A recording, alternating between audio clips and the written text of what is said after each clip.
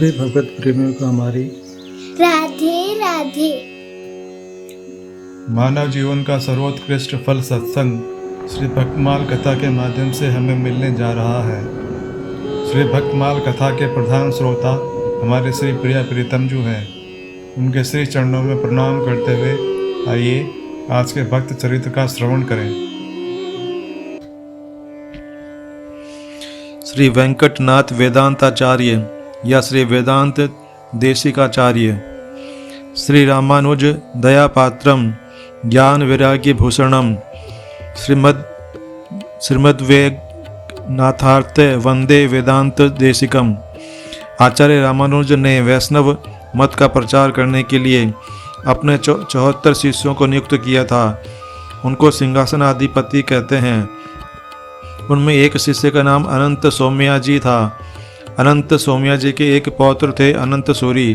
अनंत सूरी ने तोतारंबा नामरी एक स्त्री से विवाह किया। तोतारंबा श्री रामानुज द्वितीय या वादी हंसाम्बुद आचार्य की बहन थी।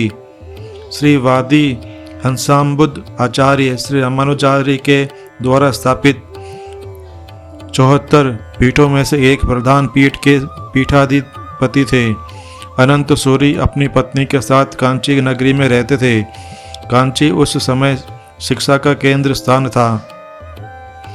वेंकटनाथ वेदांताचार्य का जन्म तोतारंबा के गर्भ से 1325वीं विक्रम संवत में कांची के पास थुपिल नामक गांव में हुआ था।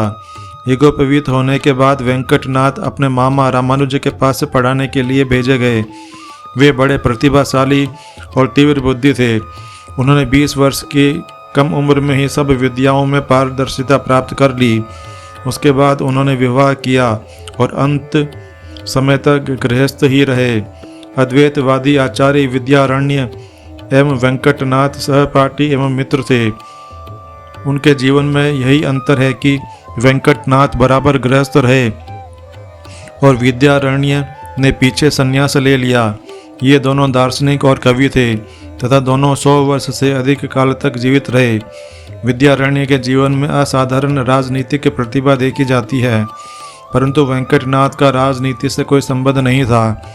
वेंकटनाथ विद्यारण्य मुनि के सहपाठी और पुराने मित्र थे, इसलिए विद्यारण्य उन्हें आदर एवं श्रद्धा की दृष्टि से देखते थे। विद्यारण्य ने उन्हें एक बार विजयनगर आने के लिए निमंत्रित किया, परंतु उन्होंने राजा और मित्र के निमंत्रण को एकदम अस्वीकार कर दिया। इससे मालूम होता है कि उनके अंदर कितने निष्प्रता और वैराग्य का भाव था। एक बार जब विद्यारण्य के साथ मध्वतालंबी अक्षोभ्य मुनि का शास्त्रार्थ हुआ, तब भी मध्यस्थता करने के लिए वेंकटनाथ को बुलाया गया, परंतु वे फिर भी नहीं आए। तब दोनों आचार्यों ने अपने विचार उनके पास निर्णय के लिए लिख भेजे। इस बात से सहज ही समझा जा सकता है कि उस समय दक्षिण में उनकी विद्वता की कितनी धाक थी। इसके बाद वेंकटनाथ का यश चारों ओर फैलने लगा। विजयनगर के वैष्णव उनसे वैष्णव मत के ऊपर ग्रंथ लिखने की प्रार्थना करने लगे। लोगों के अनुरोध पर वेंकटनाथ ने देसी भाषा में कई प्रबंधों की रचना की, जिनमें सुभाषित नीति सबसे अधिक प्रसिद्ध है। अंत समय में उन्होंने अपना मत रहस्य त्रसार नामक ग्रंथ में संक्षेप में लिखा। वेंकटनाथ का आध्यात्मिक जीवन बड़ा मधुर था। उनको न तो कोई पैतृक संपत्ति प्राप्त थी और न उन्होंने स्वयं कभी धन संग्रह किया। वे सदा उच्च वृत्ति से जीविका चलाते थे। उनका जीवन बड़ा पवित्र और सरल था। वे कांची तथा श्रीरंगम में विभिन्न मतावलंबियों के साथ रहते थे और सब लोग एक समान उन्हें भक्ति और श्रद्धा की दृष्टि से देखते थे। वे सांसारिक धन ऐश्वर्य को सदा घृणित समझते थे। उनका सारा जीवन प्राय धर्मोपदेश करने तथा धार्मिक साहित्य की रचना करने में बीता। वे नम्रता की तो मूर्ति ही थे। एक दिन उनकी दीनता की परीक्षा करने के लिए एक वैष्णव ने उन्हें अपने घर आमंत्रित किया। उस समय उस वैष्णव ने अपने घर के दरवाजे पर एक जोड़ा खड़ाऊ लटका दिया था। जब वेंकटनाथ ने घर में घुसते समय खड़ाऊ देखी तब उन्होंने खड़ाऊ मस्तक से लगाकर कहा, वेंकटनाथ को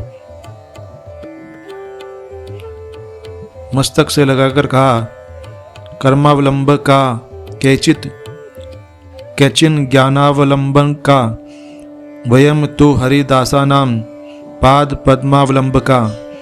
वेंकटनाथ को कवितार की सिंह की उपाधि मिली थी।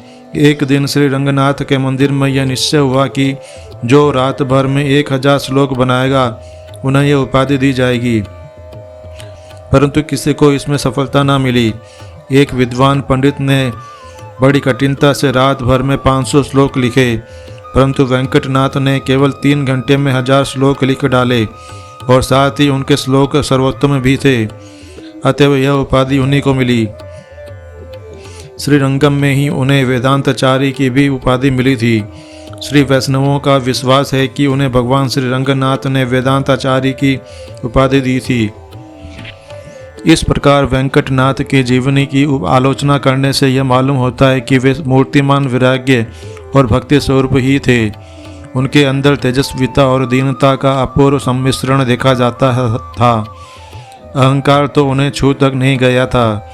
दूसरी ओर दार्शनिकता और कवित्व का भी अपूर्व समन्वय उनके अंदर हुआ था। धर्मोपदेश आचार्य में जो गुण होने चाहिए वे सब उनमें मौजूद थे। वे एक आदर्श शिक्षक भी थे। शिक्षक में क्या क्या गुण होने चाहिए इस विषय में उन्होंने लिखा। वेंकटनाथ वेदांतचार्य विशिष्टाद्वैत संप्रदाय के अनुयायी थे। उनकी श्री रामानुजाचार्य में बड़ी भक्ति थी और वे उनके ग्रंथों को बड़े आदर की दृष्टि से देखा करते थे। उन्होंने अपने जीवन में लगभग 108 ग्रंथों की रचना की, जिनमें भगवत भक्ति कूट कूट कर भरी है।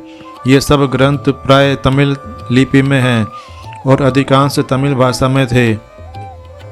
उनमें कुछ के नाम इस प्रकार हैं: गरुड़ पंचसती, अच्युत शतक, रघुवीर गद्य, दाय शतक, अभितिस्तव, पादुकास सहस्त्र, सुभाषित नीति, रहस्य सार, संकल्प सूर्योदय, हंस संदेश, यादवा अभ्युदय, तत्व मुक्ता कलाप, अधिकरण सारावली, न्याय परिशुद्धि, न्याय सिद्धांजन, शतदूषणी, तत्व टीका, गीता की टीका, गद्यत्रय की टीका, शैश्वर मीमांसा, ईशावास्योपनिषद, गीतार्थ संग्रह रक्षा और वादित्रय खंडन। इस तरह सारा जीवन भगवत भक्ति तथा लोकोपकार ग्रंथ रचना में बिताकर आचार्य वेंकटनाथ श्री वेदांत देशिक विक्रम संवत 1423 ईस्वी में 102 वर्ष की अवस्था में परलोकवासी हुए। आज के हमारे भक्त चरित्र का वर्णन इतना ही। कल हम एक नए भक्त चरित्र के साथ श्री प्रिया प्रीतम जी के समक्ष प्रस्तुत होंगे। आपको हमारी राधे राधे।